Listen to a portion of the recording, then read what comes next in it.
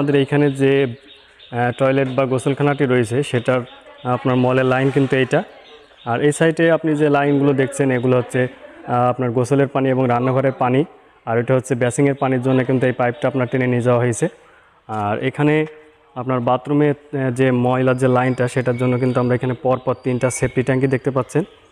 তো অনেকেই কিন্তু আপনার সেফটি ট্যাঙ্কি আসলে কিসের তৈরি করবেন সেটা নিয়ে কিন্তু অনেক দ্বিধাদ্বন্দ্বে থাকেন এবং কেমন খরচ আসতে পারে সেটা নিয়েও কিন্তু অনেক চিন্তায় পড়ে যান। তো আজকে কিন্তু আপনাদেরকে এই সকল প্রশ্নের কিন্তু সঠিক সমাধান আপনি এই ভিডিওতে পেয়ে যাবেন। আশা করি সমস্ত ভিডিও জুড়ে সাথেই থাকবেন।